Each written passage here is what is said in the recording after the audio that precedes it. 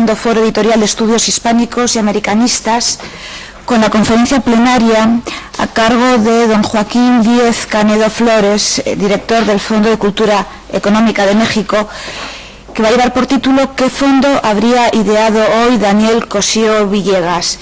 Lo primero de todo, quiero decirles que después de su intervención se abrirá un turno de preguntas, pero permítanme ahora, antes de ceder la palabra, unas breves palabras para introducir al ponente. Joaquín Díez Canedo Flores cursó estudios de física en la Universidad Nacional Autónoma de México y cursó asimismo el programa para la formación de traductores del Colegio de México. Su vida profesional ha transcurrido siempre en el medio editorial y comenzó por las tareas básicas de lectura de pruebas, corrección de estilo y revisión de traducción en el área de publicaciones del Departamento de Matemáticas de la Facultad de Ciencias de la UNAM en el año 1980. Trabajó 7 años con su padre en la editorial Joaquín Mortiz y entonces parte del grupo editorial Planeta. Luego trabajó en la editorial BID como editor de libros y fascículos, en el grupo Patria Cultural como gerente editorial de texto universitario y referencia profesional. Trabajó asimismo en la dirección de publicaciones y fomento editorial de la UNAM como director editorial y en la editorial Clio con el mismo cargo. En mayo de 2001 fue invitado a hacerse cargo de la gerencia de producción del Fondo de Cultura Económica y en 2003 de la gerencia editorial de la misma institución, donde estuvo hasta marzo de 2008, fecha en que partió de la ciudad de Jalapa, en el estado de Veracruz, para ocupar la dirección editorial de la Universidad Veracruzana. Desde mayo de 2009 es director general del Fondo de Cultura Económica. Y sin más preámbulos, le cedo la palabra. Muchas gracias, Cristina. Muy buenos días. Agradezco primero a la Unión de Editoriales Universitarias, a su presidente Francisco Fernández Beltrán, así como al Servicio de Publicaciones de la Universidad de Cádiz y a su directora Ana Bocanegra Valle, pues por haberme invitado y darme la oportunidad de viajar a España, de conocer Cádiz y de estar ante ustedes hoy. Explico un poco el título. Es un título del cual no sé si arrepentirme, pero ya lo puse, y la idea era justamente atender el tema del foro, es decir, historia y desafíos del mundo editorial. Es un tema muy a modo para el fondo, porque el fondo es un editorial que tenía mucho tiempo, cumplimos este año 78 años de haberse fundado, y permite muy bien hacer un poco de historia y ver cómo se transforman, digamos, los propósitos, las intenciones, los logros y el sentido de una editorial en el curso del tiempo, y cómo se ve ahora que, pues, entiendo que abrió estas conferencias, alguien que habló un poco ya del mundo digital, cómo se enfrentan ahora, digamos, estos nuevos retos, estos desafíos. El fondo es una editorial sui generis, porque es una editorial pública, es decir, nosotros tenemos financiamiento fiscal, y también generamos desde luego ingresos por la venta de nuestros libros. Y es una editorial que no se mueve solamente por un propósito comercial, que no podemos ignorar, sino también tiene algunas ideas en relación a la misión o al propósito que institucionalmente debería tener, ¿no? Y eso empieza desde muy pronto, desde que se funda, y en parte por la manera en que se hace el fondo. Tiene desde el principio estos genes, digamos. Voy a leer con cierta extensión, porque además es bastante el tiempo que tenemos, algunos textos. Uno de ellos son las memorias de Daniel Cosío Villegas, precisamente. Daniel Cosío Villegas fue el primer director del fondo, es el que lo fundó. Un hombre realmente excepcional, nació en 1898, casi con el siglo. Fue economista, estudió economía, fundó el fondo, fundó lo que es ahora el Colegio de México, se empezó llamando la Casa de España. El Colegio de México es una institución de estudios de posgrado, básicamente, aunque tiene una licenciatura en Relaciones Internacionales y en Economía. Después escribió una monumental Historia Moderna de México, que en realidad el periodo moderno en este caso es desde que se asienta un poco políticamente México en el cuarto del siglo XIX, 1875, a la Revolución Mexicana en 1910. Hizo una historia muy grande en varios volúmenes que publicó Hermes. después se dedicó a hacer análisis político. Entonces él escribió las memorias, por suerte, realmente muy entretenidas, quizá no siempre justas, pero voy a dar lectura a lo que él recuerda de cómo empezó el fondo. Luego voy a hacer un flashback en las propias memorias. Él regresa de España y dice: regresé bien alicaído a México, en parte porque no pude quedarme en España más tiempo, pues el país y su gente fueron una gratísima revelación, y en otra parte por el poco éxito de mis gestiones editoriales y de mi curso.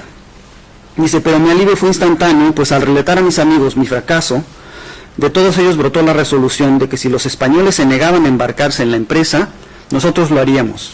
¿En qué forma? ¿Con qué recursos? Ya veríamos, dijimos sin vacilar. Lo primero que definimos fue que la empresa no podía ser lucrativa, puesto que nuestro empeño era educativo. Los libros, por supuesto, tenían que producirse comercialmente, es decir, al más bajo costo posible, y debían venderse también comercialmente, o sea, a un precio que permitiera recuperar los costos de producción y distribución, más una utilidad razonable. Pero esta no iría a parar al bolsillo de nadie, sino que se invertiría íntegramente en aumentar constantemente el capital. Entonces, ¿qué forma jurídica podía tener? Leí desde luego la ley de beneficencia pública y me di cuenta de que el hecho de vender, independientemente de a dónde fuera el producto de las ventas, era incompatible con ella, así como la noción sociedad civil que contemplaba el código respectivo. En esas andábamos cuando nos enteramos de que en la Secretaría de Hacienda se venía estudiando la conveniencia de importar a nuestra legislación una institución puramente sajona, la del trust, o fideicomiso, como acabó por llamarse en México. Yo sabía que en Estados Unidos era corriente organizar así empresas educativas, digamos las grandes fundaciones, pues permitía el empleo de métodos comerciales para administrar los fondos puestos al servicio de fines desinteresados. Nos movimos cuanto pudimos y Hacienda le dio pronto un estado legal al fideicomiso, si bien limitando su concesión a dos únicos bancos, el de Londres y México, y el Nacional Hipotecario y de Obras Públicas, recientemente creado, y al frente del cual estaba nuestro viejo amigo Gonzalo Robles. Aquí hago una pequeña acotación, y es que en México, claro, después de la revolución, que fue un verdadero caos político y social, no había mucha gente que pudiera hacerse cargo de reconstruir al país y volverlo a poner sobre los pies, ¿no? Y entonces resulta claro, la gente que tenía ciertos estudios, cierta posición, y no venía del ámbito militar, eran muy pocos. Entonces finalmente es un puñado de gente que acaba haciendo un poco todo, ¿no? Eso desde luego lo facilita. Dice: entonces yo mismo cometí una serie de disparates, traduciendo mal del inglés el nombre mismo de nuestra empresa, que se llamó Fondo de Cultura Económica, porque en inglés se hubiera llamado correctamente Trust Fund for Economic Learning, y traduje Governing Board por Junta de Gobierno, expresión esta que ha sido copiada después por muchas instituciones, entre ellas nada menos que la Universidad Nacional. El Fondo de Cultura Económica, pues, quedó organizado como un fideicomiso. Los fideicomitentes serían las personas físicas o morales que aportaran recursos económicos al fondo. El fideicomisario era el Banco Nacional Hipotecario de Obras Públicas, que manejaría los dineros, y una junta de gobierno se encargaría del aspecto técnico, es decir, de la producción, distribución y venta de los libros.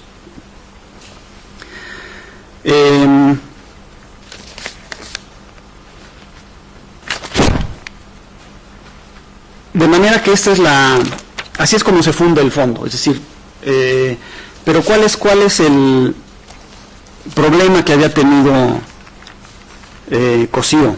Bueno, es interesante también, ¿de dónde le sale la afición editorial a Cosío? Cosío había trabajado en el 21 con el hombre de, a ver si lo puedo señalar con el, no, ya, me regresé.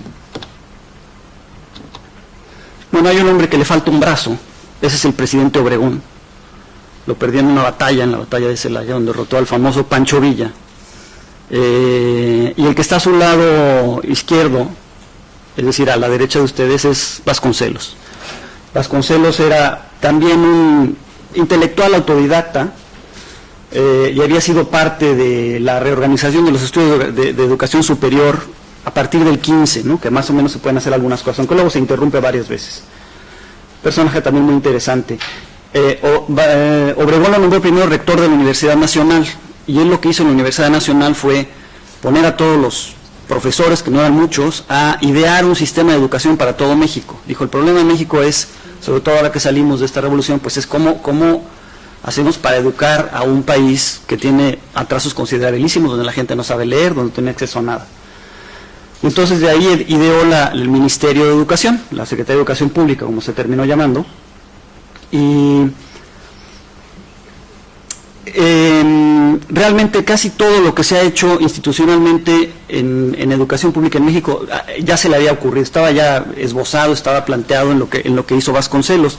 Pero entre otras cosas Vasconcelos hizo unos clásicos, hizo unos libros clásicos, es decir, pensó que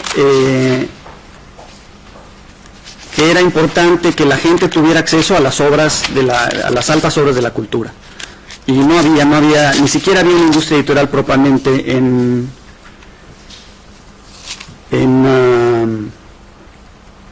México. Todo se imprimía o aquí o en España o en París, y entonces él decide, pues, pero sí había, sin embargo, industria de artes gráficas, es decir, había manera de hacer los libros, y él se dice que, entre otras cosas, además de fundar escuelas, programas de educación, por ejemplo, él fue el que invitó a los muralistas, a los pintores, Diego Rivera es el más conocido, a pintar los muros de varios edificios públicos. La Secretaría de Educación que él hizo, Palacio Nacional, el Palacio de Gobierno, y la idea era también que a través de las imágenes la gente pudiera enterarse un poco de la historia del pueblo.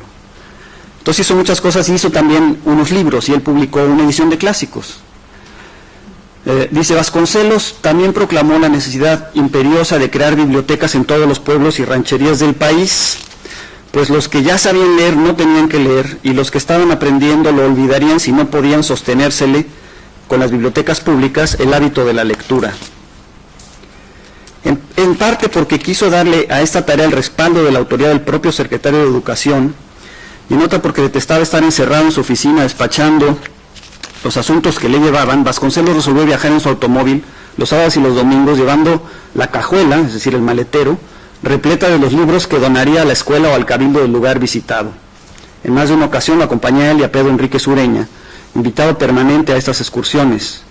Me encantaba oírlos hablar, dos hombres inteligentes, buenos conversadores, y llena la cabeza de nuevas ideas y propósitos, y ligados por una vieja amistad. Y sin embargo, ellos mismos se sorprendieron de que la mayor parte del tiempo recordaran comidas y vinos, pero no a las mujeres, de lo que Pedro dedujo que eran ya viejos. Vasconcelos muy típicamente jamás se cuidó de prevenir a las autoridades del lugar de sus visitas, en buena medida porque le resultaba insufrible la idea de la banda municipal, la fila de estudiantes primarios y del contingente indio acarreado a la fuerza. Más que nada, sin embargo, por disfrutar de la sorpresa de llegar de incógnito al pueblo, sacar los libros de la cajuela y encaminarse a la escuela o al ayuntamiento, darse a conocer allí y decir, aquí les traigo esto que les hace falta. Esta técnica de ocultación y de sorpresa nos condujo a la cárcel de Lerma, porque los descubren. Dice, por allí andaba merodeando una banda de malhechores que, envalentonados, habían amenazado con instalarse en el ayuntamiento y gobernar desde allí la población. El vernos llegar hasta el frente del palacio, apearnos, abrir el maletero del auto y comenzar a hurgar en ella, debió de despertarle a la policía de guardia la sospecha de que serían armas y no libros lo que sacaríamos.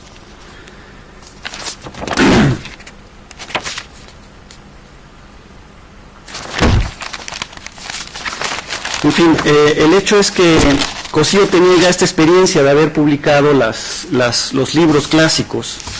Y también en los libros clásicos, en el prólogo, viene un texto del propio Vasconcelos, que los clásicos que publica pues es Dante, todos los diálogos de Platón, la Ilíada y la Odisea, y luego introduce algunas cosas modernas. Por ejemplo, se publica un tomo de vidas ejemplares de Román Roland, con la vida de Beethoven, de Goethe y de Tolstoy. Publica Goethe, desde luego, publica Tolstoy.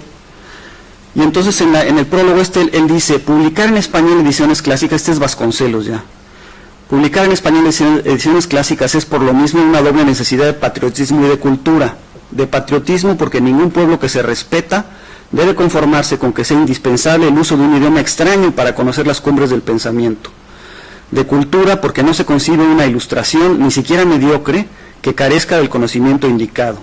Dice, creemos que ha llegado para nuestra raza hispanoamericana un periodo de renovación vigorosa y autónoma que no puede asentarse en sólidas bases si seguimos de siervos del pensamiento francés o del pensamiento inglés o de cualquier otra tendencia extraña. Creemos que las razas, caracterizadas muy particularmente por las lenguas, son el órgano por el que la historia expresa las distintas fases del espíritu humano en su lucha por conquistar la verdad y el bien, y creemos que solo afirmando y depurando el concepto de la raza y el vigor de la raza, se logra ese poder que enseguida conduce a la universalidad, meta suprema de la realización humana. Universalidad es nuestra aspiración, más para lograrla es menester que nos asentemos en las fuertes raíces de nuestro tronco étnico y que enseguida exploremos el mundo y lo expresemos conforme al ingenio y al temperamento nuestros, porque el progreso del mundo exige de nosotros una interpretación personal y una expresión característica y única de la vida que nosotros vivimos. Y el primer paso para la elaboración de una cultura propia es traducir todo el acervo de la cultura contemporánea a los moldes de nuestra lengua y enseguida difundir libros castellanos para que sin menoscabo de la ilustración general se expulse el libro escrito en idioma extranjero. Es decir, es un programa realmente fuerte, ¿no?, que tiene que ver con la constitución a través de la generación de una cultura, pues de una identidad nacional propia, ¿no? Vasconcelos era un hombre ambicioso, trató de luchar por la presidencia en el 29, fue derrotado cruentamente, sus seguidores sufrieron una represión fuerte y se decepcionó, y en fin, tuvo una historia, se volvió después filofascista en los 40, tenía una revista Timón donde hacía grandes elogios del régimen de Hitler, antes desde luego de que se conocieran sus atrocidades. Terminó siendo miembro del Colegio Nacional, una especie de Collège de France mexicano que empezó, me parece que en el 43, justamente con Alfonso Reyes, Diego Rivera, José Clemente Orozco, Mariano Azuel, este gran novelista que noveló la Revolución, y Vasconcelos. Pero fue él, digamos, un poco mentor intelectual de Cosío Villegas. Y después Cosío, después de estar con Vasconcelos, se va a estudiar economía. Él no se podía estudiar economía en México, no había la carrera de economía. Él estudia Derecho y en algún momento en los cursos de verano llega una señora norteamericana que lo conoce y decide que le va a dar un dinero para que él se vaya a estudiar. Estudia en varias universidades norteamericanas, estudia en Harvard, estudia en Cornell, estudia en Madison, en Wisconsin, hace cursos en Londres, en la Sorbonne, hasta el 29, y en el 29 lo llama Antonio Castoral, que era rector de la Universidad Nacional. En ese mismo año, además que son elecciones donde pierde Vasconcelos, hay una huelga universitaria y se le concede a la Universidad de la Autonomía. Y entonces Cosío, que sobrevive a la huelga, el rector no, le propone al director de la Escuela de Derecho hacer una carrera de economía. Él es casi el único maestro, más otras dos personas que también habían estudiado en el extranjero, y se da cuenta también de que los muchachos tiene dos problemas con sus alumnos. Uno es que casi todos trabajan, no pueden dedicarse a estudiar a tiempo completo, y el otro es que no hablan inglés, y toda la bibliografía importante pues está en inglés. Y entonces deciden que es importante y se ofrecen ellos mismos a traducir los libros del inglés al español, los clásicos de la economía. Y entonces él conoce al representante de Espasa Calpe en México, que se llamaba Francisco Rubio, y se lo propone, y le dice que por qué no, pues lo propone en España, Espasa Calpe en España, que se haga cargo de esas traducciones. No le hace mucho caso, y entonces le escribe Cosío Villegas a Genaro Estrada, que entonces era embajador de México en España, y que pues podía él favorecer esta gestión con Espasa Calpe. Y entonces Cosío viaja a España. Todo esto es antes de la fundación del fondo. Entonces la República se había instalado ya en España, como que esa fue la razón por la cual Genaro, este hombre, Genaro Estrada, que estaba de embajador, aceptó de buen grado su descenso, porque había sido ministro de Relaciones. Pues parecía que por la primera vez en su historia España iba a ser gobernada por intelectuales y no por safios, como el monarca recientemente depuesto. En México había circulado desde hacía tiempo la historia de que el duque de Alba, empeñado en acercar a Alfonso XIII los intelectuales, organizó una gran recepción para presentarle a Ortega y Gasset, y que cuando lo hizo, anunciándolo como un brillante filósofo, el rey le hizo a Ortega este simple comentario: con que usted se dedica también como yo al camelo. A México vino el primer embajador republicano Julio Álvarez del Valle, un simple periodista pero inteligente, culto y activo, y uno de sus primeros esfuerzos lo encaminó a fomentar el intercambio intelectual, sobre todo de mexicanos que fueran a España, pues de tiempo atrás los gachupines ricos habían costeado apariciones periódicas en México de profesores e intelectuales españoles. Bien pronto me invitó Álvarez del Valle a dar un curso sobre nuestra cuestión agraria en la Universidad Central de Madrid. La verdad era que el promotor real de estos planes era don Fernando de los Ríos, quien como ministro de Educación se propuso desviar la atención de los estudiantes españoles hacia otras enseñanzas que no fueran el derecho. Él mismo decía en apoyo de su tesis que para considerarlo ciudadano español, la vieja constitución monárquica exigía haber nacido en España, profesar la religión católica y ser abogado. Por eso don Fernando había invitado ya a dar un curso de economía a Werner Sombart, entonces en el apogeo de su fama. Acepté sin vacilar y en poquísimo tiempo abordé en Veracruz el viejo barco Alfonso XII, en el que hice uno de los viajes más pintorescos de toda mi vida. Descubrí lo que todo el mundo parecía saber, que en esos barcos la clientela habitual la componía algún intelectual, en este caso Enrique Díez Canedo, mi abuelo que regresaba de dar conferencias en México, numerosos toreros, pelotaris y monjas. Habla del fracaso de sus cursos, pues porque no hay esta apertura al modo de enseñanza sajón, y además porque lo ponen al mismo tiempo que Ortega y Gasset en otro lado, entonces nadie va a sus cursos. Y después que habla del fracaso de sus cursos, dice: esto no me impidió, por supuesto, conocer y tratar a muchos intelectuales españoles, tarea que inició don Enrique Díez Canedo, con quien había hecho yo el viaje de Veracruz a Santander. Pero mi preocupación principal era ver a Genaro Estrada y averiguar qué había pasado con nuestro plan de publicaciones económicas.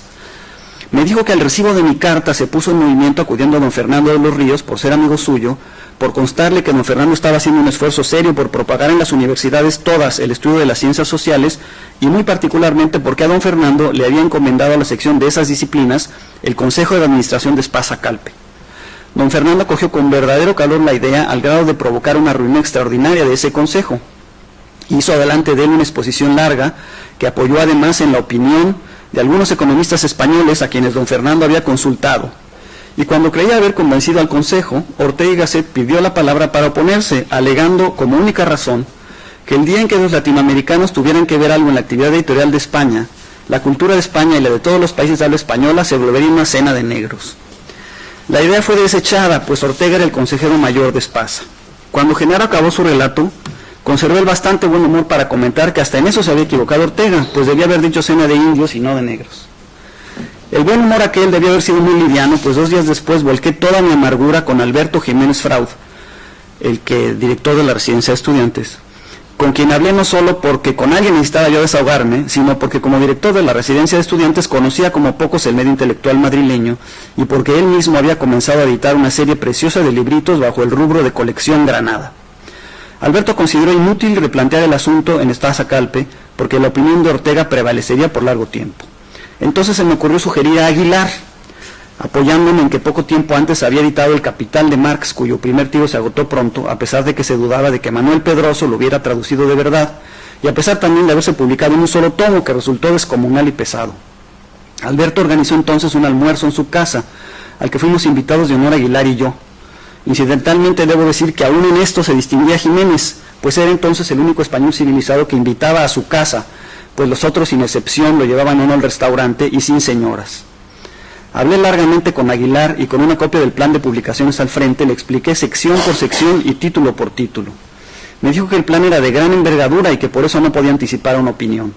Se llevaría el plan, lo estudiaría y tan pronto como le fuera posible, me daría a conocer su respuesta. No pasó mucho tiempo sin que lo hiciera a través de Alberto Jiménez y fue rotundamente negativa, pero conservó la copia del plan y a los pocos años comenzó a publicar más de uno de sus títulos. Se verá que no es muy... bueno, por las circunstancias de su vida, pues tuvo varios tropiezos aquí en España, entonces pues se permite algunas críticas hacia los españoles.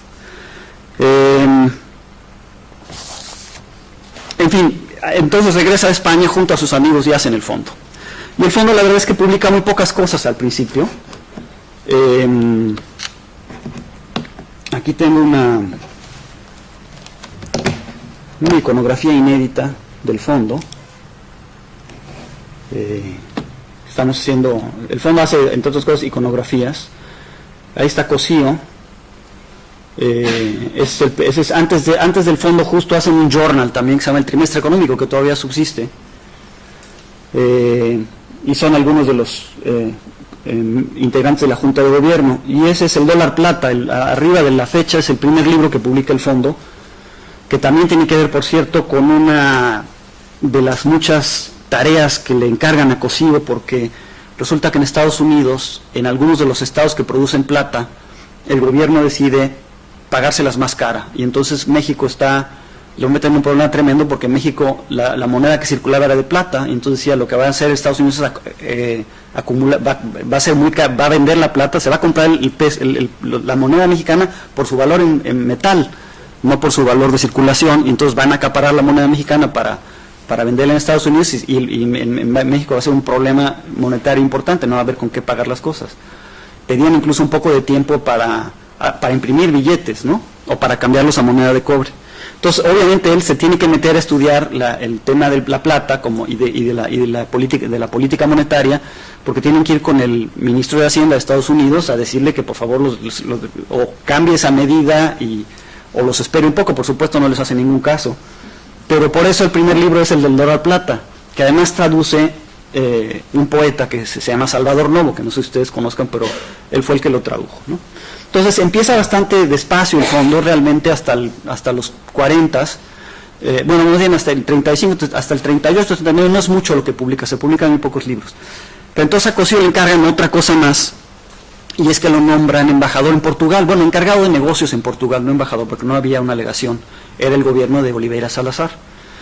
Y entonces llega Cosío, el 16 de julio del 36 llega Cosío a Santander.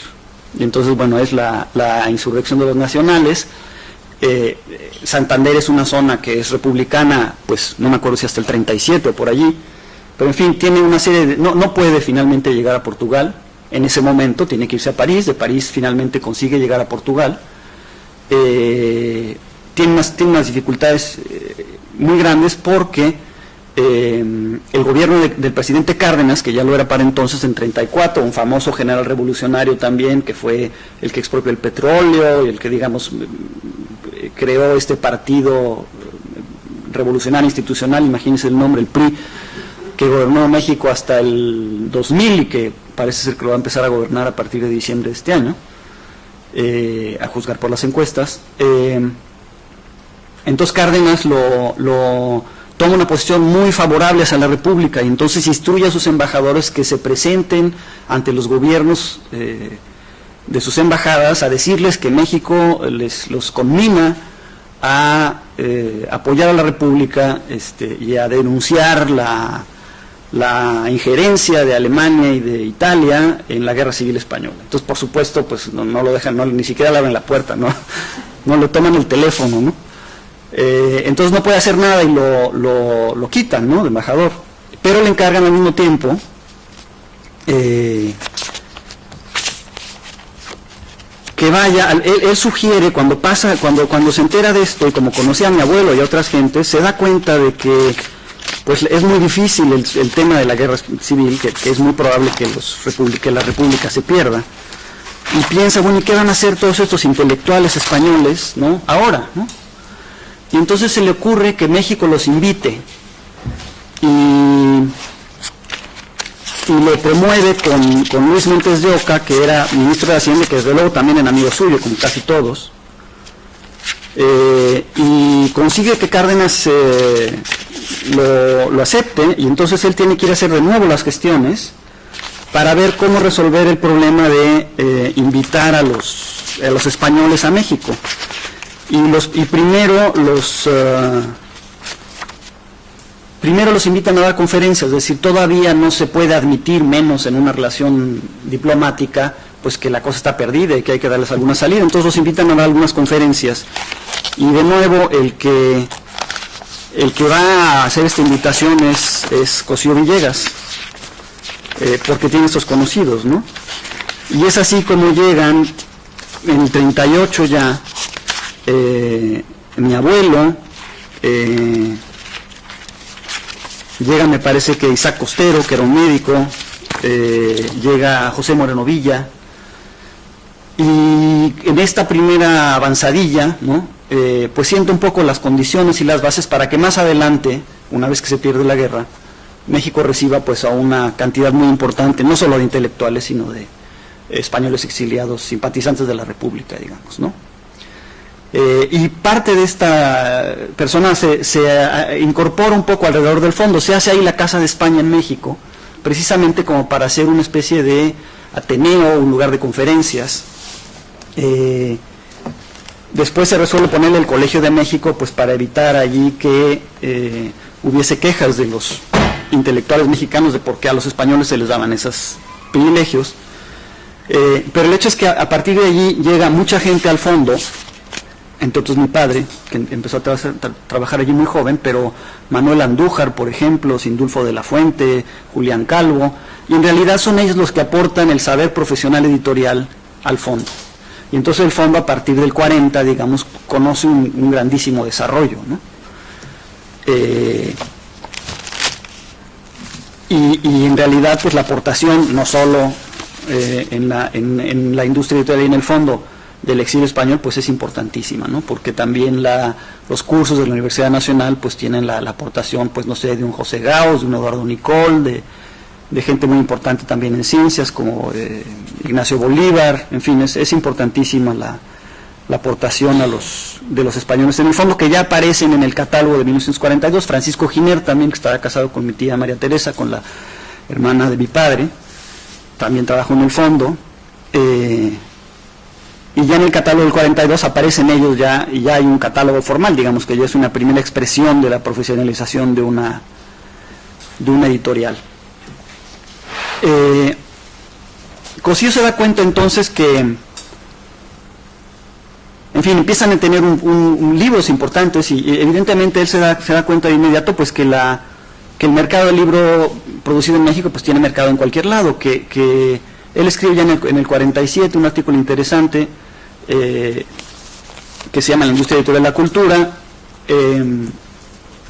y lo que dice, bueno, es que sí, que no hay ningún país hispanoamericano, incluido España, que sea autosuficiente en términos de mercado interno para sostener una industria editorial grande, que todos es necesario que vendan en los otros mercados, ¿no? Y entonces plantea un poco este tema de pues finalmente de la exportación de los libros, ¿no? Y la primera filial, la primera sucursal que pone el fondo es en Argentina, y entonces Cossío recurre a otro amigo, por supuesto, que es Arnaldo Orfila. Cossío había conocido a Arnaldo Orfila en el 21 porque le encarga a Vasconcelos hacer un congreso de estudiantes. Es decir, el 21 es el centenario de la consumación de la independencia de México y es un poco el segundo año del gobierno de Álvaro Obregón, este presidente manco que estaba aquí. Y entonces él tiene mucho interés en rodear este centenario de la consumación de la independencia, pues con una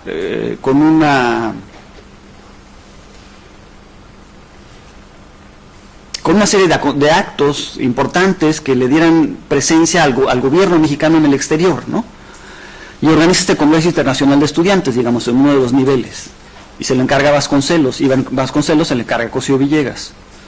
Y entonces él invita, entre otras personas, a Arnaldo Orfila, que es el que está sentado, el segundo de derecha a izquierda. Ese es Orfila. Ahí está sentado Vasconcelos en medio, y a su derecha está sentado Pedro Enrique Ureña, que no sé si ustedes lo conozcan a Enrique Ureña, pero es un dominicano importantísimo, no sé, era de todo, un intelectual muy importante, que murió prematuramente en el 46 en Argentina, desgraciadamente. Pero entonces conocía Cossío a Orfila. Orfila había escrito un libro sobre porcicultura, pero era un hombre con quien Cossío tenía relación y le tenía confianza y le encarga la sucursal del fondo en Argentina en el 45. Y entonces, esta fundación del fondo, es decir, claro, estaba el dinero para hacer los libros, se comercializaba y se reinvertía todo, y la Junta de Gobierno, digamos, lo hacían todo ellos, entonces no había sueldo para el director del fondo, no le pagaban. Entonces, claro, Cossío tenía que hacer muchas otras cosas, ¿no? Y entonces una de las cosas que le interesa hacer En el 47 es exactamente esta cuestión de irse a escribir la historia de México. Consigue una beca de la Fundación, de la Guggenheim, me parece, de la Fundación Rockefeller, y se pone a escribir la historia. Entonces pide una licencia y le deja a Orfila la dirección del fondo. Ahí es la recepción a Cosío en el 45. Cosío está en medio con corbata de pajarita, y este es Orfila, este que está aquí. Orfila era muy amigo de Victorio Campo, de Borges, en fin. Entonces le reunió ahí un montón de intelectuales y entró con mucha fuerza el fondo en Argentina primero. Y también por esas cualidades de organizadores que lo llama a dirigir el fondo más tarde. Entonces hace cargo Orfila del fondo en el 48. Y Cosío va pidiendo varias licencias porque su proyecto de hacer la historia moderna se va prolongando, porque es una historia muy compleja realmente, y es el primero que hace una investigación de archivo seria. Y además, digamos, de paso, genera una generación de historiadores muy importantes, también entre los cuales está Luis González y González, en fin, Moisés González Navarro. Pero el hecho es que él no vuelve al fondo, y en algún momento que quiere volver al fondo, Orfila se mete con la Junta de Gobierno y dice, pero ¿cómo es posible? Este señor tiene mucho tiempo fuera y tal. Y finalmente el fondo, la Junta de Gobierno ratifica a Orfila como director y dejan a Cosío fuera, y por eso Cosío, aquí nunca verán mencionar, eso en las memorias de Cosío, que son muy extensas y muy detalladas en todo. Orfila simplemente no aparece, pero nunca se lo perdona. Pero el hecho es que Orfila se queda en el fondo. Y en el 54, que es el 20 aniversario, el fondo tiene su primera sucursal propia, es decir, había estado en... Perdón. Un ratón puteado. Ahora sí.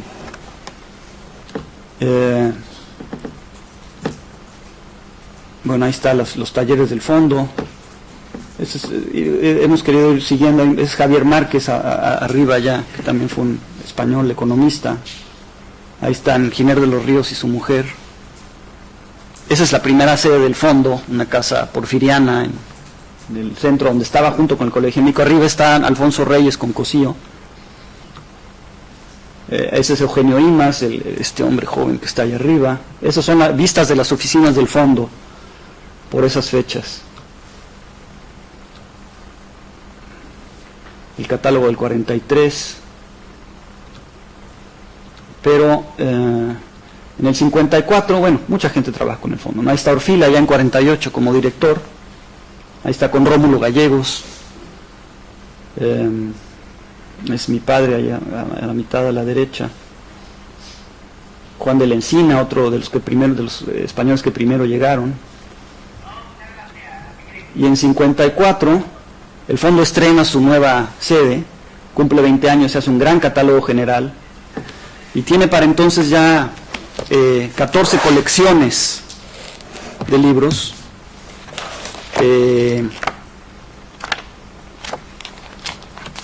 Casi todas ellas, bueno, empiezan siendo lógicamente así como se descubre que para cualquier libro el mercado es el mercado hispanoamericano, pues claro que si se publican libros de economía, luego hay que publicar libros de sociología y de política y de filosofía y de derecho y de tal, ¿no? Para completar un poco la bibliografía que necesitan los estudiantes. Entonces básicamente había colecciones por disciplina, pero también en 54 se había empezado ya a hacer algunas colecciones, generales, como los breviarios, que era esta idea de hacer unos pequeños libros en donde las autoridades sobre cierto tema lo comentaran en su conjunto, pero un poco como en un nivel más divulgativo, menos monográfico. Tenían como lema la universidad en casa los breviarios, ¿no? Pretendían ser suficientes para una educación autodidacta.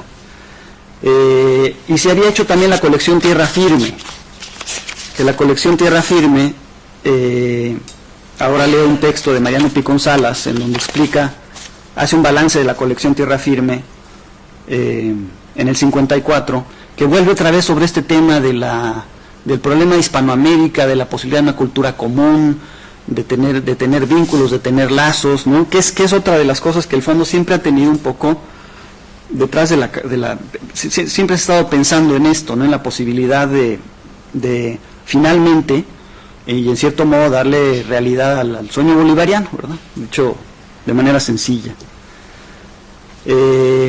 Entonces, y esto pasa porque en toda esta historia se descubren como es lo que es, intenciones o vocaciones o mandatos que el fondo como institución no descarta o no desecha, y para cualquier director del fondo, a diferencia de una editorial comercial, en donde pues claro que hay un acerca de nosotros, ¿verdad? En la página y hay una historia a la que se atiende, hay editoriales con mucho abolengo, pero en el fondo es pesadísima, la historia es muy importante, digamos, realmente se consideran que casi todas estas ideas que se han tenido merece la pena tratarlas de preservar en su versión contemporánea, ¿no? Entonces, voy a leer rápidamente lo que dice, porque también da una idea de cómo de otras hazañas de Cosío y de cómo era el fondo entonces. Lo que dice Picón Salas, este intelectual venezolano me parece, sobre la colección Tierra Firme. Dice: la colección Tierra Firme ha marcado en la vida espiritual del continente una hora de la conciencia hispanoamericana. Revive el olvidado sueño de un humanismo continental en que se afanaron algunas grandes figuras de América: Martí, Varona, Rodó, Justo Sierra, Rubén Darío, etc. La prueba de las crisis, revoluciones y nuevas tensiones históricas que impuso el siglo XX a los países latinoamericanos obliga hoy a un americanismo de métodos más concretos. Desde la historia, la etnología, el arte y la política, hasta los más precisos datos económicos, se nos han ofrecido en los libros de la colección. Ella ha marcado, como diría Alfonso Reyes, las simpatías y diferencias de una vasta familia de pueblos. Ha sido la suma luminosa de todo un quehacer continental. Recuerdo los entusiastas días del año 1944, cuando Daniel Cosío Villegas, con precisión de ingeniero, trazaba lo que pueden llamarse las coordenadas y latitudes de dicha serie. Había hecho Cosío dilatados viajes por todos nuestros países, habló con escritores, historiadores y sociólogos, y pensaba que había llegado el momento de que nuestras naciones se inclinaran sobre sí mismas a revisar y a transformar su ingente legado cultural en corriente de historia activa. Históricamente, la época coincidía con ese momento de crisis y desolación mundial que en todos se estaba produciendo el colapso de Europa y la guerra europea, y la guerra europea a punto de terminarse nos estimulaba en una nueva y permanente lucha por la libertad y la dignidad del hombre. Es que en el 44 aparecen los primeros títulos. Más allá de los tratados y arreglos de los políticos que se juntaron en Yalta o en San Francisco, era necesario producir la concordia de los espíritus. En los años anteriores de formación y desarrollo de los países hispanoamericanos, nosotros acudíamos dócilmente a recoger las lecciones de Europa y a esforzarnos en glosar la cultura europea. Ahora el viejo continente, desgarrado por su propio drama, casi no podía valernos, y era necesario hacer las cosas ya no con los estrictos cánones de Europa, sino a la medida de nuestra necesidad, sin que fuera preciso, como lo propalaba a veces un autoctonismo y un nacionalismo rabiosos, prescindir de la venerable enseñanza de Europa. Necesitábamos simultáneamente encararnos con nuestros problemas específicos. Y la empresa del Fondo de Cultura Económica era fundamentalmente conciliadora. De una parte, en esmeradas traducciones, parecía continuar aquel esfuerzo hacia la universalidad hispánica que iniciara la revista de Occidente. Por otra, invitaba a los escritores e investigadores de América al examen coherente de nuestra peculiaridad. Soñaba el Fondo, y creo que lo ha cumplido de modo ejemplar, en erigir una especie de nuevo y monumental sílabus de la cultura de nuestro tiempo.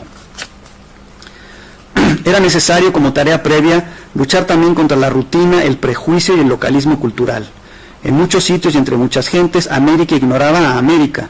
Mientras unos vivían como desarraigados de Europa y no querían comprometerse en la dificultad problemática de luchar y pensar para su propia gente, otros, obcecados por la exclusiva imagen de su nación, no querían asomarse a comparar también desde las fronteras.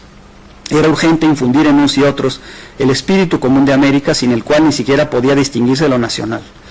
Y en una visita que hice a Buenos Aires a fines de 1945, ya pude advertir en la gran metrópoli del sur cómo habían cundido en fervor y conciencia americanista los primeros libros lanzados por Tierra Firme: Enriquecimiento de la herencia cultural hispano-indígena y Nueva sensibilidad y curiosidad por los otros países del continente eran como el primer fruto de tan amables volúmenes. Se hacían además accesibles a muchos noticias y exploraciones que hubieran necesitado el personal trabajo erudito de toda una vida. El esfuerzo de Tierra Firme lograba penetrar y estabilizarse en todos los núcleos estudiosos de América, aún contra la presión pragmática y mercantilista de la época. Otras empresas de un país mucho más poderoso, con medios de difusión y distribución más amplios, querían disminuir entonces el necesario impulso de diferenciación espiritual entre las dos zonas americanas.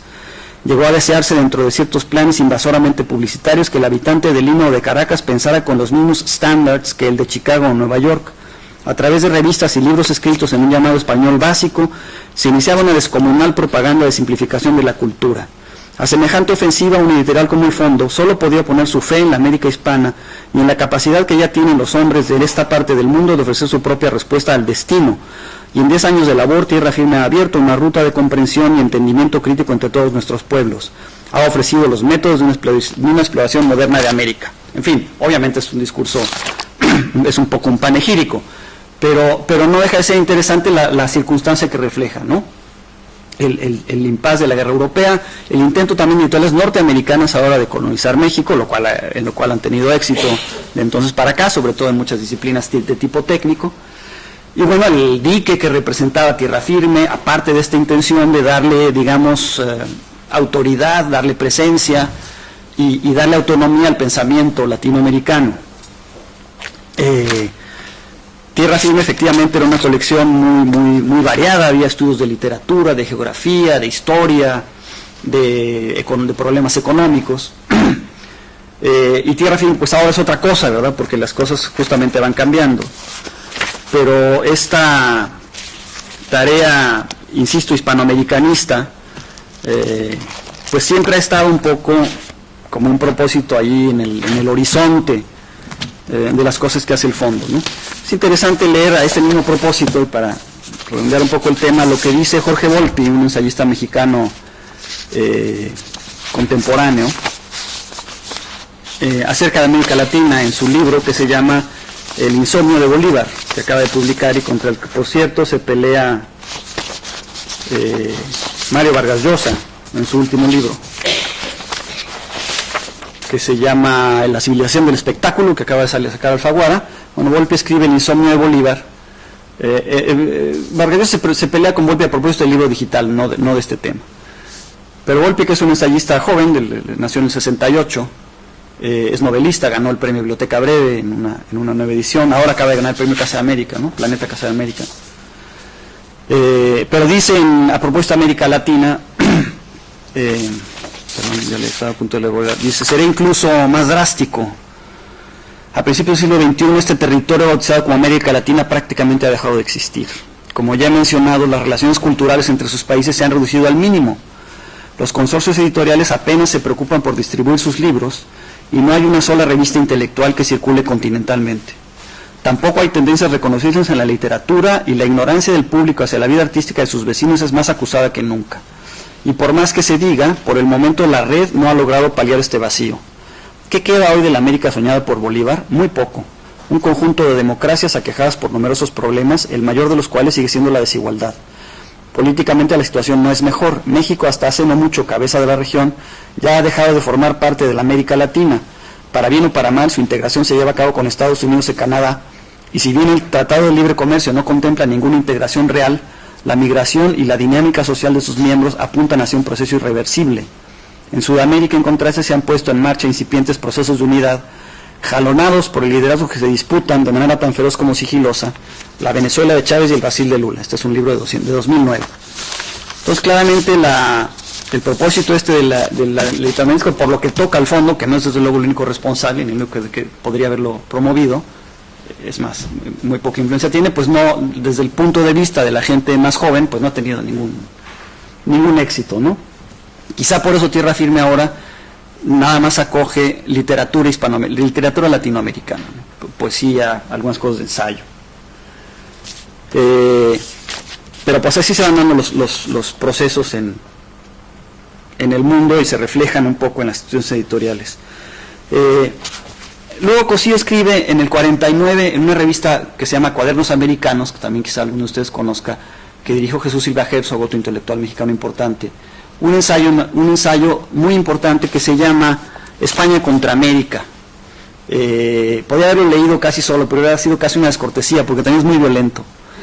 Pero es interesante porque lo que dice es que aún después de la guerra civil, que digamos, pues obviamente no hay industria editorial ni ninguna otra prácticamente en España durante esos años, 37-39, España se las arregla para reconstruir o recomponer su industria editorial de una manera continental, porque durante la guerra algunos de los que tenían sucursales fundan ya formalmente, como es Pasacalpe, por ejemplo, que en Argentina empieza a hacer la colección austral, ¿no? Entonces ellos se instalan en los países americanos, y luego a partir del 39 pues entra no solo el tema de la dificultad de conversión de divisas, que es un problema también generalizado para el comercio en general y en particular para el del libro en América Latina, sino el tema de la censura con Franco, ¿no?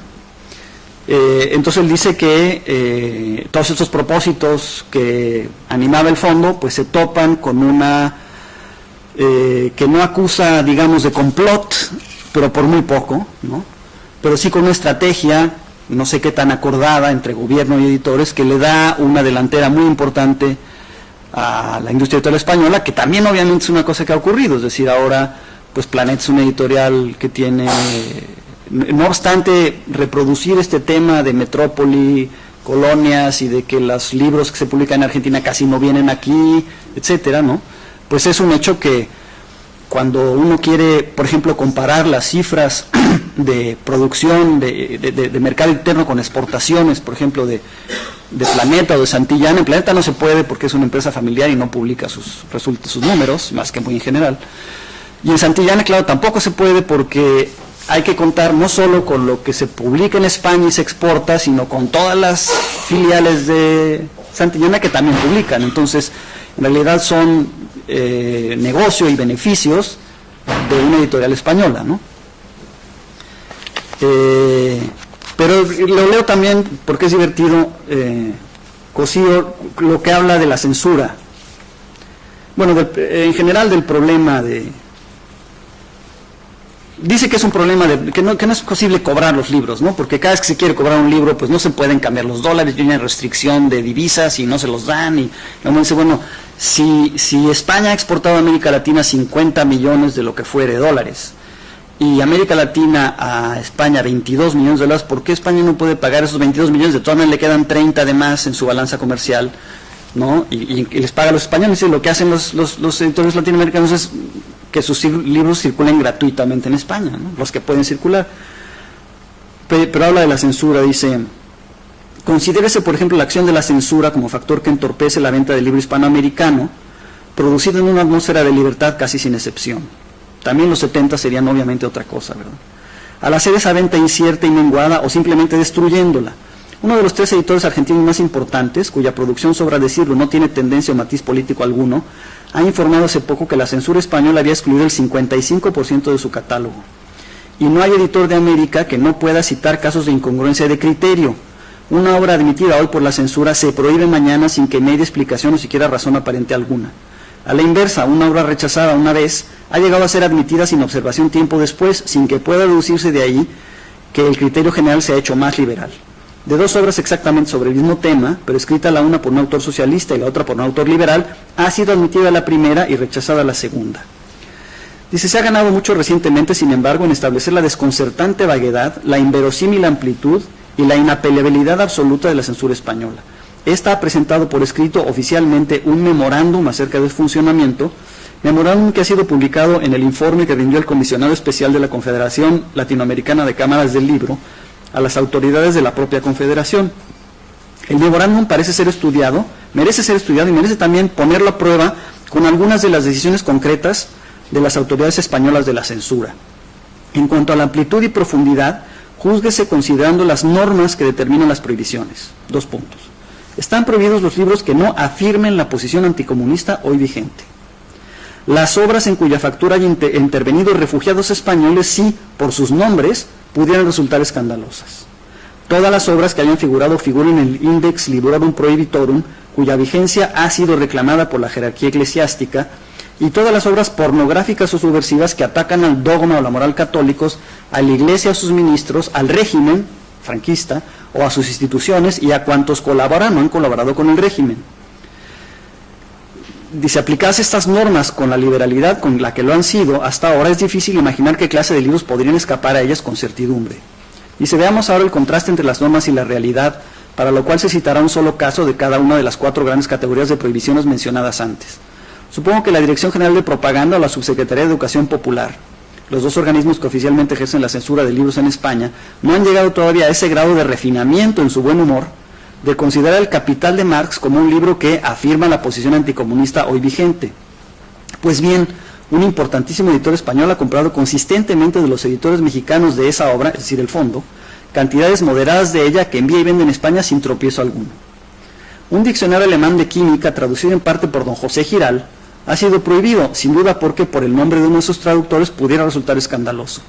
Saber que Giral fue profesor de química durante muchos años en la Universidad Central de Madrid. Anatole France figura, como es sabido, en el gordo Index Católico, pero el gobierno español ha autorizado la impresión en España de toda su obra, a condición, por supuesto, de que el veneno y la perfidia que contiene no sean vendidos en España, sino en América. Todas las biografías de Miranda, Bolívar, San Martín y Sarmiento, por ejemplo, han sido prohibidas, sin duda porque atacan a uno de los que han colaborado con el régimen, a saber, Fernando VII. En fin, realmente era imposible pasar por la censura en España. En 63, desde luego el fondo tenía representación, pero en 63 el fondo se pone en España y pone al frente de la a Javier Pradera, que está ahí, todavía joven, ¿no? Y que recién murió el año pasado. Entonces es interesantísimo. Ahora estaba viendo, nos pidió Natalia Gubern ver en los archivos, porque hay una idea de hacer un poco una biografía de Javier, que sus memorias se quedaron pendientes porque nunca las quiso contar y tal, ¿no? Un hombre tan importante. Entonces me pidieron ver en los archivos del fondo, y está realmente una correspondencia muy extensa sobre la gestión de la filial española que se puso en el 63, y la parte nodal de esa gestión era justamente las pláticas con la censura, ¿no? Admira realmente ahora en estos tiempos de correo electrónico la profusión de la correspondencia, ¿no? La precisión de la correspondencia, el seguimiento de la gestión. Realmente estos que entonces tenía con Orfila Pradera, es admirable la calidad de la gestión editorial, ¿no? Era una mucho mejor, ¿no?, que la de ahora, y no digo porque esté yo, sino realmente como mucho más atenta, mucho más precisa. Realmente es notable, y bueno, por supuesto plagada de ironías también, ¿no? Muy interesante. Espero que son pues del 63 al 69, que me parece que se va Pradera a fundar Alianza, y eso, bueno, espero que en algún momento se dé a conocer. Pero bueno, efectivamente las cosas de la censura, bueno, eran imposibles, ¿no? Y era esto de que hay unas cosas que sí se pueden vender, otras que se pueden exhibir, pero nada más un libro y no 2, y otras que sí se pueden vender, pero no exhibir, o una cosa. Y en efecto, de pronto, por cualquier cosa, es decir, y es lógico, es una cuestión simplemente de imaginarse qué dictamen podrían hacer estas autoridades para saber con precisión hasta dónde o por qué un libro era o no, podía o no permitirse, ¿no? Voy cerrando un poco, pero en fin, lo que quería con todo esto era, hay una historia de la casa, esto estará conectado a internet, yo creo que sí, ¿verdad? ¿Tienes explorador? Voy a ver si puede. En la página del fondo hay gratuitamente una historia de la casa, que se puede, a mí no me entusiasma mucho, pero está toda, hasta 1994. Perdón.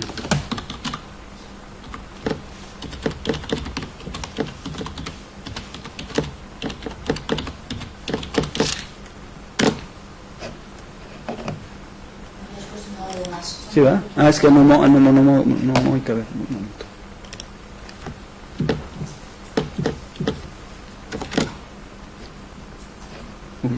Cónica, es que la puse en otro lado. Sí. Ahora, ¿verdad? Ya.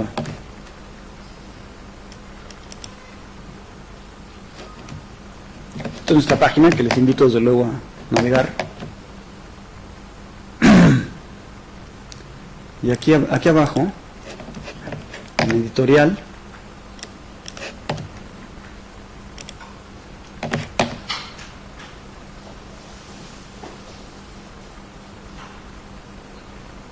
Este es la encabezado es el Miguel de la Madrid, que fue presidente de México de 82-88, falleció hace un mes más o menos, y también aquí en lectura gratuita ahí está está en un PDF simple, pero se registran y se puede bajar toda la historia del fondo. Y bueno, la página es interesante porque, bueno, aquí está por ejemplo nuestra Gaceta, que también es otra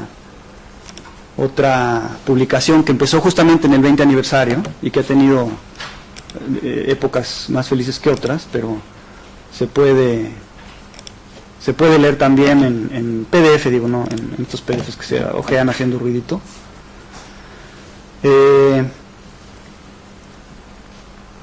Pero en fin, quería dar una idea de las cosas que determinan un poco. Desde luego nosotros no tenemos ahora tantas, es más pragmático nuestro modo de pensar. Qué ruido. Pero en fin, ahí está ahí se puede leer la Gaceta.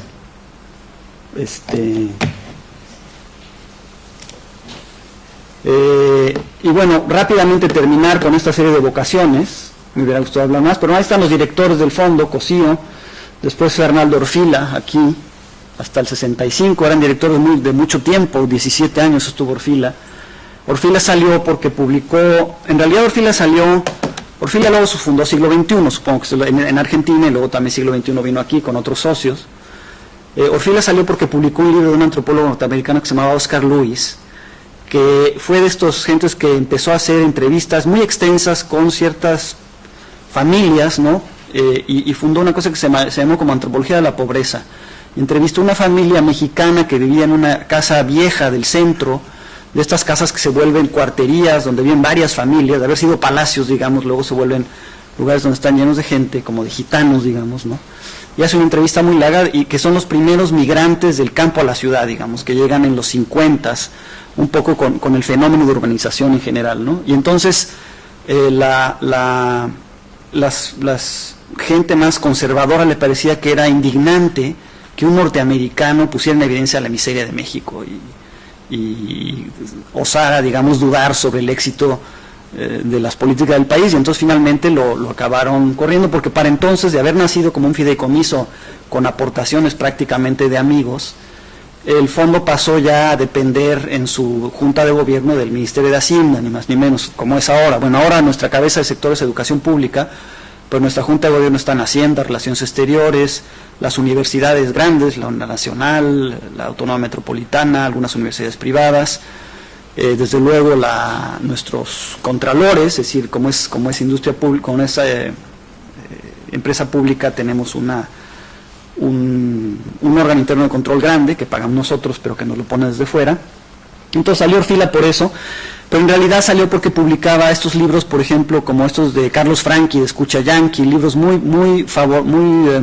le daba mucha resonancia a la Revolución Cubana, digamos, ¿no? Y desde luego se comprobó cuando llegó al siglo XXI que efectivamente Orfila era un hombre muy de izquierda, ¿no? Ahí se publicaron los diarios del Che, este libro de Marta Harnecker sobre, en fin, en efecto yo creo que lo que les molestaba es que fuera izquierdista. Después, entonces volvió un poco, se amarró entonces a los tiempos políticos la elección de directores en el fondo. Entró después Arturo Azuela, que es el que está en medio arriba, Salvador Azuela, hermano de Mariano, hijo de Mariano, del novelista, no sé si conozcan las novelas Los de Abajo, que es su novela más famosa de la Revolución, pues es hijo de él. Después a él lo sustituyó Antonio Carrillo Flores, que después fue, o había sido, después creo que fue ministro de Relaciones, él sí un hombre muy, muy cultivado. Después Francisco Javier Alejo, que era un hombre muy joven, uno de estos Wonder Boys del gobierno de los 70 de Luis Echeverría, que acabó también en el Ministerio de Hacienda. Y después ya entraron, digamos, intelectuales más reconocidos como tales. José Luis Martínez, el que está en medio abajo, en blanco y negro, realmente que tiene esta biografía monumental sobre Hernán Cortés y que recogió todo el corpus de documentos cortesianos, que lo tenemos publicado en el fondo. Hizo una colección muy importante de revistas literarias mexicanas modernas, facsímiles de todas las revistas de los 20 y los 30, que son importantísimos en la literatura mexicana. Después a Jaime García Terrés, que está en medio hasta su derecha, de barbas. Él también era un hombre de cultura muy francófila, digamos. Él desarrolló mucho la Gaceta, es de las mejores épocas de la Gaceta, probablemente con Jaime.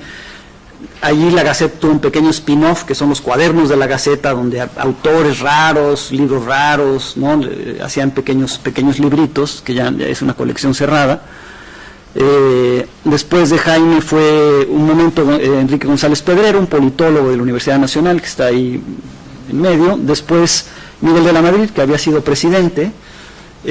Sus dos antecesores prácticamente no habían podido tener, había sido tan cuestionada su gestión que no habían podido tener vida pública, estaban encerrados ahí, todos los presidentes en México, hasta, no se sabe con certeza ahora, pero hasta hace en el PRI, por ejemplo, pues terminaban teniendo grandes posesiones, ¿no?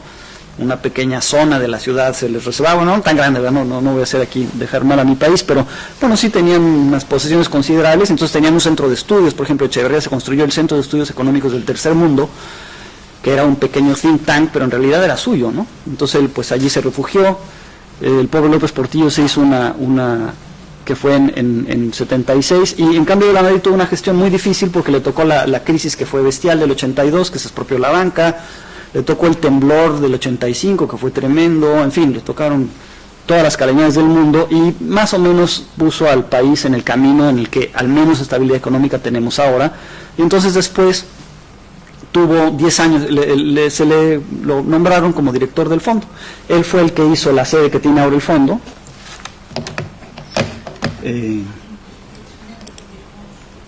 ¿Algunas preguntas? Sí, muy bien. Bueno, nada más les enseño la sede. La construyó él y realmente, perdón, aquí está la nueva sede, ahí está de la Madrid de pie, ese es González de León, arquitecto. Es un edificio realmente muy lindo que tenemos en el sur de la ciudad. Es un absoluto privilegio. Claro que una editorial privada comercial no podría tener ese edificio, ¿no? Tendría que pintar un edificio mucho más moderno. Y luego finalmente a de la Madrid lo sucedió en un momento Gonzalo Celorio, que es este que está aquí. Estuvo poco tiempo, él era universitario, había sido coordinación cultural. Luego Consuelo Sáizar, mi antecesor, la primera mujer, entró también muy joven, no la más joven porque el más joven fue Alejo. Consuelo estuvo hasta 2009, yo la sucedí, también hizo cosas importantísimas. Construyó, por ejemplo, por decir una nada más, rehabilitamos un cine como una librería, un antiguo cine, es una librería preciosa, que está además en un barrio muy bonito. A Cosío nos lo llevamos después como una estatua ahí. Está ahí frente del fondo, la habían puesto en un sitio muy malo y lo llevamos allí. Y esta es la filial de Bogotá, que realmente es fantástica, son 9.500 metros en el centro, tenemos una librería preciosa alrededor de ese espejo de agua. Y por aquí creo que está la librería de... Bueno, en fin, ya voy a hablar del catálogo y todo, pero ahí está la librería Rosario Castellón. Bueno, no se ve muy bien desde aquí, no da la idea de lo que es. Pero en fin, me apena dejar esto así un poco trunco, pero bueno, nunca se sabe muy bien con estas cosas tan largas de qué va a dar tiempo. Y estaría pues a su orden si hay alguna pregunta. Pues muchísimas gracias, Joaquín, por tu interesantísima charla, y quisiera ahora abrir el turno de preguntas. Si hay alguna intervención, alguna pregunta, algún comentario por parte de alguien. Bueno, no pregunta, pero quisiera agradecerle, por supuesto, felicitarle porque el panorama es amplísimo y agradecerle que esté aquí a esta hora, y siento que no haya más público para disfrutarlo, ¿no? Quizá una reflexión muy breve en alto, ver un poco como en tiempos de crisis, y lo digo por lo que nos toca ahora y más a los españoles, ¿no? Bueno, la crisis puede ser paralela al surgimiento de la cultura, ¿no? Porque vuelvo a los orígenes, Lázaro Cárdenas estaba saliendo desde el 17, creo, ¿no? De muchos años de revueltas, ¿verdad? Que ya asentó el país, el petróleo, la ayuda, etc. Pero quiero decir que hubo la suficiente vista como para acoger a los españoles. Y bueno, y en España también estábamos en esa crisis, ¿no? Me parece muy interesante lo que he dejado entre líneas dibujado de los circuitos internacionales de la cultura, ¿no? Y seguir un poco las conexiones también, ¿no? Pues la labor de España en América, que está en la esquina de Sarkozy, en China, que también han trabajado y han sido productores para ese primer fondo de cultura. Sí, sí, sí. Y después ver cómo efectivamente cada uno con su personalidad, pues Orfila funda el siglo XXI, y cómo efectivamente bueno, Austral, los españoles en Buenos Aires sacan adelante un Austral, que es una empresa sucursal, pero que después ya pone en marcha y está ligado a la Rosada, etc.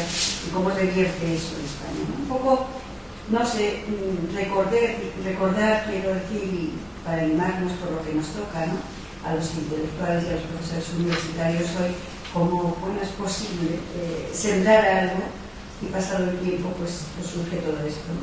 Y rendir ese homenaje a los grandes intelectuales, porque no cabe duda de que si Ateneo, Alfonso Reyes, usted citaba Enrique Zureña, dominicano en Estados Unidos, en México, en Argentina, en fin, son grandes hombres. Muchas gracias. Gracias.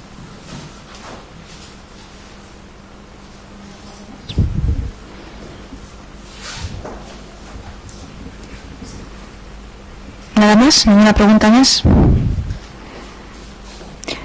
Pues... Sí, como ayer estuvimos también, ayer y anteayer, viendo la coyuntura ya no económica que tenemos en estos momentos, sino tecnológica, del cambio tan radical que se está produciendo en la edición, en la distribución de la cultura, del conocimiento universitario, desde el Fondo de Cultura Económica y viendo sobre todo el ámbito hispano y la producción hacia la que va dirigida esa amplísima colección de libros y esa trayectoria, ¿qué posición, llamemos así, de negocio ven en estos años? Y sobre todo, si el cambio tecnológico, unido precisamente a esta cultura que se ha difundido de la gratuidad en la red, o que por lo menos en España se nos está tildando de un país muy pirático en cuestiones de software y de conocimientos a través de la red, pero la pregunta para mí sería qué futuro se ve al libro desde México, desde una posición internacional como es la del Fondo de Cultura Económica, y en qué medida, si es posible, igual que se hicieron estas alianzas en la época de la Segunda República y en la posguerra, para unir esfuerzos de la intelectualidad en ambas direcciones, ¿se está consiguiendo esto en estos momentos? ¿Hay una cultura global? ¿Qué reflexiones haría usted sobre esto? Bueno, son varias preguntas, pero en el tema del futuro del negocio, que en realidad era la promesa implícita en el título de la plática, ¿verdad? Que qué es lo que se hubiera imaginado Cosío ahora, ya no me dio tiempo de llegar, pero yo creo que Cosío desde luego se hubiera dicho que esto de la cuestión digital es desde luego inevitable, ¿no?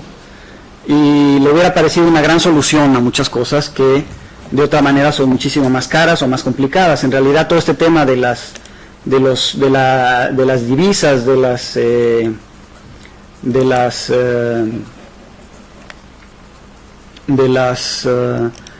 fronteras aduanales, o sea, pues no existe, sencillamente se desaparece parte del problema de los costes, en fin. Nosotros tenemos ya, aquí en librería se puede ver, si se fijan, libros electrónicos, entonces ahí se pasa. Y nosotros tenemos ya, además de que vendemos un dispositivo de lectura digital, aquí está nuestra colección de libros, tenemos 250. Vamos un poco despacio porque aquí hay los obstáculos son de otro carácter, y el tema es que hacer el archivo, el documento digital para que el libro electrónico funcione en los dispositivos de lectura de tinta electrónica tiene sus dificultades. Casi ninguna si es una novela de texto corrido, pero los libros del fondo que empiezan a tener fotos, notas al pie, gráficas, cuadros complejos o fórmulas, no hay desde luego en el lenguaje de los dispositivos móviles todavía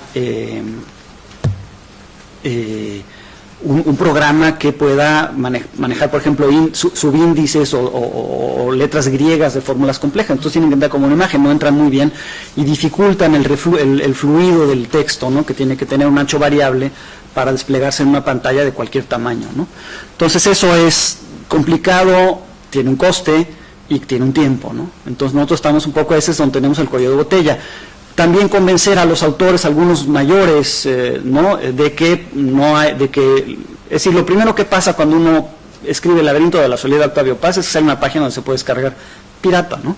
Entonces no tiene ningún sentido pensar que el subirlo a nosotros a la red va a empeorar esa situación. Por el contrario, porque al menos hay alguien que muchos pueden usarlo porque no lo consiguen de otra manera, o no fácilmente, no tanto por un problema de costos. Por ejemplo, en Japón o en otro lado, mientras que teniéndolo nosotros, pues sí lo harían, ¿no? El riesgo grande, hay dos riesgos. Uno es la desintermediación, es decir, lo que pone en entredicho el tema digital es la existencia de las librerías, de los editores y de la promoción, ¿no? Porque de todo eso hay autores ya norteamericanos sobre todo que directamente con Amazon hacen todas sus cosas, ¿no? Y muy exitosos, por cierto, algunos, ¿no? Yo no sé si solamente en cierto tipo de literatura, ¿no? Por esto que decíamos. El otro es, bueno, esto justamente de lo que habla Vargas Llosa, que es como la trivialización de las cosas, ¿no? La banalización de la cultura, la fragmentación de la cultura, todo este tema desde lo de Vasconcelos, ¿verdad? Está el tema o las discusiones estas de la gran conversación, este tema de Hutchins, el que hace los Great Books of the Western World de la británica, es decir, la idea de que de que las obras son importantes, ¿no? De que los autores son importantes, de que son importantes completas, esto desde luego que está totalmente también en entredicho, ¿no? Y estas dos cosas pues sí conspiran contra el futuro de una editorial, pero justamente la peor manera de enfrentarlas es, no digamos negándolas, sino no asumiendo que habrá quien necesite usar esos contenidos de esa manera, ¿no? Y que hay que ponérselos al alcance, por supuesto, ¿no? No sé si había una segunda pregunta que no tenía que ver con el modelo de negocio, sino... Bueno, ver también la relación, la relación editorial, cultural entre España y América. Sí, no es fácil. Lo digo porque me ha hecho mucha gracia el giro lingüístico, las primeras lecturas que hace hablar de Hispanoamérica. Y que ahora habla Latinoamérica, sí. No porque yo tenga ninguna posición ni el uso de uno u otro lenguaje, pero en la primera etapa se ve esa militancia anti-norteamericana. Sí. Actualmente, al emplear el otro término, se está asumiendo uno mucho más global. O sea, me refiero que la situación es distinta. No sé si ahora mismo esas, entre muchas comillas, cruzadas hispánicas, que también en el caso español de los años 40 y 50 tenían bastante que ver con la posición internacional del régimen, ¿no? Sí. Que interesaba mantener una internacionalidad absolutamente ficticia, pero utilizaba estos términos.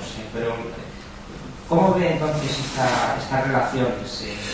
Bueno, el hecho es este que decía yo, ¿no? Es decir, ahorita realmente la industria editorial española es transnacional, digamos, ¿no? En cambio, de manera inversa, es decir, simplemente, pues Sudamericana, MC, pues los ha comprado todos Planeta, ¿no? Y de manera inversa creo que sobre el fondo es una transnacional pequeña, Norma quizá en Colombia, esto es poco, es muy difícil, lo contrario. Ahora, hay buenas relaciones, es decir, nosotros hicimos en 2009 un seminario internacional sobre el mundo del libro de la lectura también interesante, y bueno, estuvo Emiliano Martínez, estuvo en fin, Ofelia Grande. Nosotros, por ejemplo, una de las cosas que hemos hecho es hacer coediciones con algunas editoriales que tienen distribución en México, por ejemplo, o en América Latina incluso, pero que llegan los libros muy caros.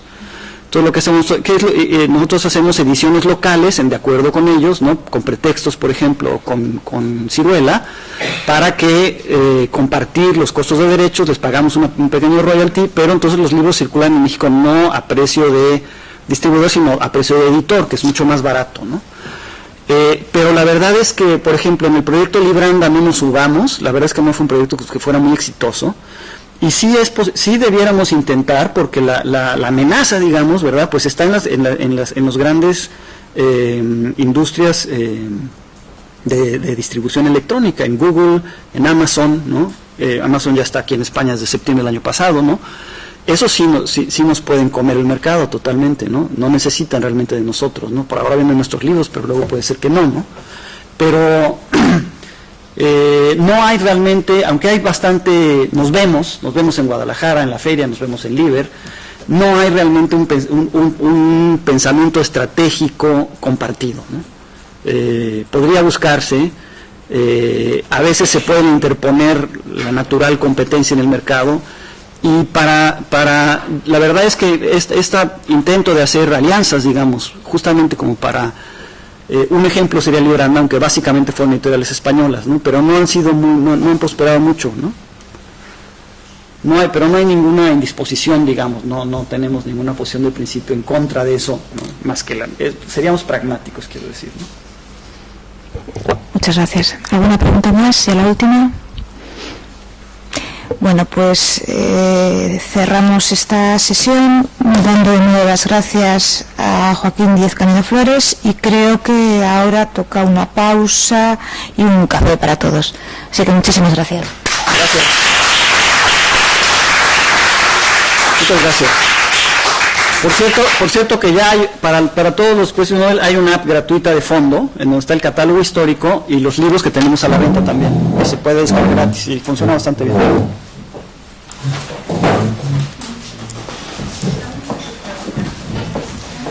Gracias,